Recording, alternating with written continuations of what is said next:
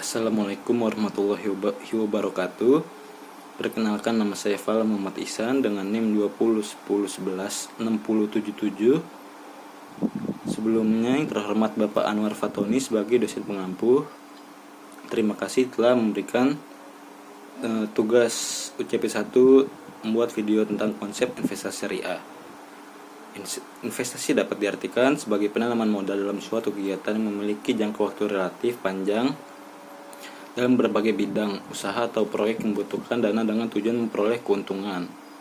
Investasi menurut Islam adalah penanaman dana atau penyertaan modal untuk suatu bidang usaha tertentu yang kegiatan usahanya tidak bertentangan dengan prinsip-prinsip syariah, baik objeknya maupun prosesnya. Kegiatan investasi sebagaimana dijelaskan di atas dan dampak yang luas bagi perekonomian suatu negara. Namun demikian, secara prinsip Islam memberikan panduan dan batasan yang jelas mengenai sektor mana saja yang boleh dan tidak boleh dimasukkan investasi. Tidak semua investasi yang diakui hukum positif diakui pula oleh syariat Islam. Oleh sebab itu, agar investasi tersebut tidak bertentangan, maka harus memperhatikan dan memperhitungkan berbagai objek, aspek, sehingga hasil yang didapat sesuai dengan prinsip syariah. Ada beberapa aspek yang harus dimiliki dalam berinvestasi menurut perspektif Islam. Yang pertama itu aspek material atau finansial. Dalam suatu bentuk investasi hendaknya menghasilkan manfaat finansial yang kompetitif dibandingkan dengan bentuk investasi lainnya. Lalu yang kedua ada aspek kehalalan. Suatu bentuk investasi harus terhindari dari bidang maupun prosedur yang subhat atau haram. Suatu bentuk investasi yang tidak halal hanya akan membawa pelakunya kepada kesesatan serta sikap dan perilaku destruktif darurah secara individu maupun sosial. Lalu yang ketiga ada aspek sosial dan lingkungan. Suatu bentuk investasi hendaknya memberikan kontribusi positif bagi masyarakat banyak dan lingkungan sekitar, baik untuk generasi saat ini maupun yang akan datang. Lalu yang terakhir, yang keempat, ada aspek pengharapan kepada ridho Allah. Suatu bentuk investasi tentunya dipilih dalam rangka mencapai ridho Allah. Investasi terbagi jadi dua, itu investasi langsung atau direct investor sebagai berwirausaha atau pengelola usaha sendiri pada sektor real, dan investasi tidak langsung atau indirect investment, investasi pada sektor non-real seperti investasi di perbankan syariah atau deposito dan pasar modal syariah melalui bursa saham syariah, reksadana, suku, SBSN, dan lain sebagainya. Untuk investasi jenis pertama diperlukan langkah cermat untuk penuh perhitungan, keberanian mengambil risiko atau risk taker, kehati-hatian dan sikap profesionalisme dalam mengelola suatu kegiatan usaha. Sedangkan investasi jenis kedua, sektor non-real, risikonya tidak sebesar sektor real. Walau demikian, tetap memerlukan perhitungan dan strategi yang matang agar terhindar dari kerugian yang besar. Lalu selanjutnya ada dasar hukum investasi dalam Islam. Islam adalah agama yang pro investasi karena di dalam ajaran Islam sumber daya atau harta yang ada tidak hanya disimpan tetapi harus diproduktifkan sehingga bisa memberikan manfaat kepada umat Islam.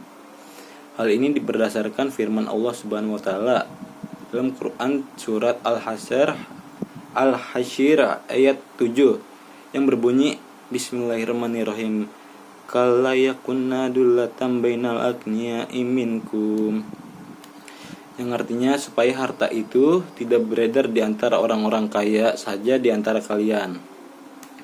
Lalu selanjutnya ada Quran surat Al-Baqarah ayat 2 tentang investasi yang berbunyi Bismillahirrahmanirrahim, al-syahtanu ya'idikumu al-faqra wa yamurukum biyal fahsai wallahu ya'adikum magfiratan minhum wa fadlan wallahu wasiyun alim. Yang artinya perumpamaan nafkah yang dikeluarkan oleh orang-orang yang menafkahkan hartanya di jalan Allah adalah serupa dengan sebutir benih yang menumbuhkan 7 butir pada setiap butir 100 biji. Allah melipat gandakan atau ganjaran bagi siapa yang Dia kehendaki, dan Allah maha luas karunia-Nya lagi maha mengetahui. Ayat di atas memberikan informasi akan pentingnya berinvestasi, di mana ayat ini menyampaikan betapa beruntungnya orang yang menafkahkan hartanya di jalan Allah. Orang yang kaya secara finansial atau keuangan kemudian menginfakkan hartanya untuk pemberdayaan masyarakat yang kurang mampu melalui usaha produktif, maka sesungguhnya dia sudah menolong ribuan bahkan ratusan ribu orang miskin untuk berproduktif ke arah yang lebih baik lagi. Lalu selanjutnya ada prinsip syariah. Prinsip adalah elemen pokok yang menjadi struktur atau kelengkapan sesuatu. Berbeda dengan asas, yaitu landasan atau dasar tempat berpijaknya sesuatu dengan tegak. Adapun prinsip syariah yang dimaksud dalam prinsip hukum Islam dalam kegiatan ekonomi dan bisnis berdasarkan fatwa yang dikeluarkan oleh lembaga yang memiliki kewenangan dalam menetapkan fatwa di bidang syariah. Lembaga fatwa yang dimaksud di sini adalah Dewan Syariah Nasional Majelis Ulama Indonesia atau DSN-MUI. Jelaskan asas-asas fikih muamalah karena kegiatan investasi merupakan bagian dari bermuamalah maliyah, dan asas merupakan pijakan berdiri prinsip. Asas-asas fikih muamalah sebagaimana dikemukakan Ahmad Azhar Bashir. Yang pertama, pada dasarnya segala bentuk muamalah adalah mubah atau boleh kecuali ada dalil yang mengharamkannya atau yang ditentukan lain oleh Al-Quran dan Sunnah Rasul. Yang kedua, muamalah dilakukan atas dasar sukarela tanpa mengandung paksaan. Lalu yang ketiga, muamalah dilakukan atas dasar pertimbangan mendatangkan manfaat dan menghindari mudarat dalam hidup masyarakat. Lalu yang terakhir, muamalah dilakukan dengan memelihara nilai keadilan, menghindari unsur-unsur penganiayaan, unsur-unsur doror atau membahayakan, dan unsur-unsur pengambil kesempatan dalam kesempitan. Selain itu ada beberapa prinsip syariah terkait investasi yang harus menjadi pegangan bagi para investor dalam berinvestasi. Yang pertama, tidak mencari rezeki pada sektor usaha haram, baik dari segi zatnya atau objeknya maupun prosesnya, atau memperoleh, mengelola, dan mendistribusikan, serta tidak mempergunakan untuk hal-hal yang haram. Lalu yang kedua, tidak menzolimi dan tidak dizolimi. Lalu yang ketiga, keadilan pendistribusian pendapatan. Yang keempat, transaksi dilakukan atas dasar ridho sama ridho tanpa ada paksaan. Lalu yang terakhir, tidak ada unsur riba, masyir atau perjudian, goror, ketidakjelasan, tadlis, penipuan, doror, kerusakan, dan tidak mengandung maksiat. Dari prinsip di atas dapat dipahami bahwa Islam sangat menganjurkan investasi, tapi bukan semua bidang usaha diperbolehkan dalam berinvestasi. Aturan-aturan di atas menetapkan batasan-batasan yang halal atau boleh dilakukan dan haram atau tidak boleh dilakukan. Tujuannya adalah untuk mengendalikan manusia dari kegiatan yang membahayakan masyarakat. Lalu selanjutnya ada akad-akad syariah dalam investasi. Akad dalam fikih klasik didefinisikan sebagai pertalian antara ijab dan qabul yang dibenarkan oleh syariat dan memiliki konsekuensi hukum terhadap objeknya. Sedangkan definisi akad dalam tulisan ini adalah perjanjian atau kontrak tertulis antara para pihak yang memuat hak dan kewajiban masing-masing pihak yang tidak bertentangan dengan prinsip syariah.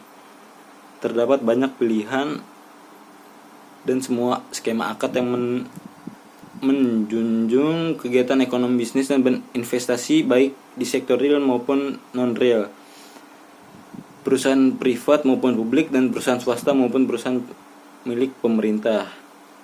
Di antaranya itu yang pertama ada akad musyarakah atau sirkah atau perkongsian, yaitu perjanjian kerjasama antara dua belah pihak atau lebih. Syarik dengan cara menyertakan modal baik dalam bentuk uang maupun bentuk aset lainnya untuk melakukan suatu usaha. Yang kedua itu ada akad mudharabah. Itu perjanjian kerjasama antara pihak pemilik modal dan pihak pengelola usaha mudharib, dengan cara pemilik modal sahib al-mal menyerahkan modal dan pengelola usaha mudharib mengelola modal tersebut dalam suatu usaha. Yang ketiga ada ijarah atau sewa jasa. Perjanjian antara pihak pemberi sewa atau pemberi jasa atau mujir dan pihak penyewa atau pengguna jasa mustajir untuk memindahkan hak guna manfaat atas suatu objek ijarah yang dapat berupa manfaat barang dan jasa dalam waktu tertentu dengan pembayaran sewa atau upah, diikuti dengan pemindahan kepemilikan objek ijarah itu sendiri. Yang keempat ada kafalah. Kafalah adalah perjanjian antara pihak penjamin dan pihak yang dijamin untuk menjamin kewajiban pihak yang dijamin kepada pihak lain yang berpiutang. Lalu yang terakhir ada wakalah. Perjanjian antara pihak pemberi kuasa atau muwakil dan pihak penerima kuasa atau wakil, dengan cara pihak pemberi kuasa atau muwakil memberikan kuasa kepada pihak penerima kuasa atau wakil untuk melakukan tindakan atas perbuatan tertentu. Lalu selanjutnya ada spekulasi dan risiko dalam investasi syariah. Investasi syariah adalah investasi yang didasarkan pada prinsip-prinsip syariah, baik investasi pada sektor real maupun sektor keuangan, sehingga investasi tidak dapat dilepaskan pada prinsip-prinsip syariah, sehingga tujuan atau niat spekulasi dalam bisnis dan investasi tidak boleh bertentangan dengan syariah. Pada dasarnya segala aktivitas bisnis memang tidak bisa lepas dari ketidakpastian, yaitu kemungkinan untung atau rugi suatu usaha, sehingga manusia berspekulasi dalam menentukan pilihan investasi usahanya. Terlepas bakal untung atau rugi, usaha apapun mengandung ketidakpastian untung atau ruginya. Ketidakpastian dalam hal ini lazimnya dikenal dengan istilah gharar. Gharar dapat diartikan sebagai kedua belah pihak tidak memiliki kepastian terhadap barang yang menjadi objek transaksi, baik terkait kualitas, kuantitas, harga, dan waktu penyerahan barang, sehingga ada pihak yang merasa dirugikan haknya. Maqasid atau tujuan pelanggan gharar yaitu apabila suatu aktivitas atau kondisi dapat menimbulkan kerugian, perselisihan, dan permusuhan antar pihak yang terkait. Faktor-faktor penyebab timbulnya risiko dan mempengaruhi melencengnya realisasi return suatu investasi terhadap nilai yang diharapkan atau expected return. Sumber risiko ini diantaranya satu, yang pertama interest rate risk, yaitu risiko yang disebabkan oleh perubahan tingkat bunga tabungan dan tingkat bunga pinjaman. Namun di dalam pandangan Islam variabel ini tidak berlaku karena Islam melarang bunga. Yang kedua itu ada market risk. Market risk yaitu risiko yang disebabkan oleh gejolak variability return suatu investasi sebagai akibat dari fluktuasi transaksi di pasar secara keseluruhan. Lalu yang ketiga ada inflation risk, yaitu risiko yang disebabkan oleh menurunnya daya beli masyarakat sebagai dari kenaikan harga barang-barang secara umum. Lalu yang keempat ada business risk, yaitu risiko yang disebabkan oleh tantangan bisnis yang dihadapi perusahaan makin berat, baik akibat tingkat persaingan yang makin ketat, perubahan peraturan pemerintah, maupun klaim dari masyarakat terhadap perusahaan karena merusak lingkungan. Yang kelima ada financial risk, yaitu risiko keuangan yang berkaitan dengan struktur modal yang digunakan untuk mendanai kegiatan perusahaan. Yang keenam ada liquidity risk, yaitu risiko yang berkaitan dengan kesulitan untuk mencairkan portofolio atau menjual saham karena tidak ada yang membeli saham tersebut. Lalu yang ketujuh ada exchange rate risk, atau bisa dikenal currency risk, yaitu risiko bagi investor yang melakukan investasi di berbagai negara dengan berbagai mata uang. Perubahan nilai tukar mata uang akan menjadi faktor penyebab real return lebih kecil daripada expected return. Lalu yang terakhir ada country risk, Yaitu resiko ini juga berkaitan dengan investasi lintas negara yang disebabkan oleh kondisi politik, keamanan, dan stabilitas perekonomian tersebut. Makin tidak stabil keamanan, politik, dan perekonomian suatu negara, makin juga tinggi resiko berinvestasi di negara tersebut, karena return investasi jadi makin tidak pasti, sehingga kompensasi atau return yang dituntut atas suatu investasi makin tinggi. Jenis resiko tersebut umumnya terdapat dalam investasi pada lembaga keuangan atau sektor keuangan, namun tidak menutup kemungkinan juga terdapat pada sektor bisnis non keuangan. Kedelapan, jenis resiko di atas tidak semuanya diakui dalam investasi syariah karena bunga atau interest bukan bagian dari sistem keuangan Islam. Sekian yang dapat bisa saya sampaikan, kurang lebih mohon maaf. Billahi taufiq wal hidayah. Wassalamualaikum warahmatullahi wabarakatuh.